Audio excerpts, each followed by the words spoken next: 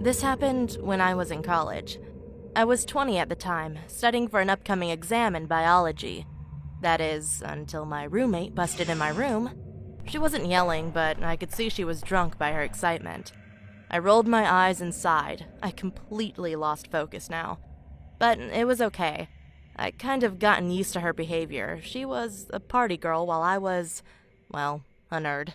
I tried to get back on my reading tracks again, but she patted me on the back and drunkenly giggled before speaking. "Come on, Jasmine. Every time I see you, you're always reading a book." I sighed before speaking. "And every time I see you, you smell of alcohol and vomit." She frowned at me.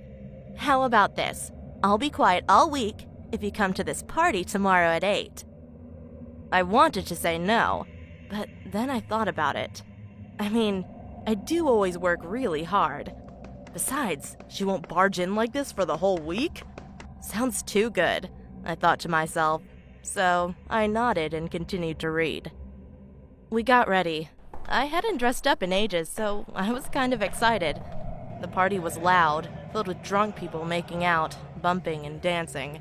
The party was hosted in a basement-like setting, only it was much bigger and had a lot of space. I'm not going to lie, I did have a few drinks. I wasn't drunk, but I was definitely tipsy. So, as my view became tilted, this guy comes out of nowhere and has small talk with me. He was fairly attractive. He didn't seem drunk. We met and exchanged names. From what I remember, he had red dyed hair and blue eyes. He was white and about 6 feet. His name was Luke. We laughed and talked about topics like studying and books and that kind of thing. The talking went on for about a half an hour. He then said, "Hey, I'm going to get another drink. Want anything?" And I said, "Why not? I mean, I'm having fun." So later on, he came back with drinks. And the next thing I remember, we were making out in the corner of the party room. It was so quick, and then he asked me, "Want to go back to my place?" Which I politely declined. I already know what he wants. Besides, I needed to be on campus in the morning. "Come on, I promise it will be fun."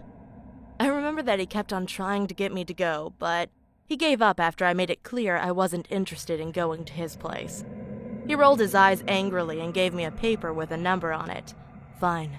If you change your mind, give me a call." He leaned close to me and whispered against my ear. Then he walked out, and the rest of the night was a complete blank. The next day, I woke up inside my college bedroom, on my bed, next to my roommate snoring on her bed as well. As I got up to shower, a paper fell out of my pocket.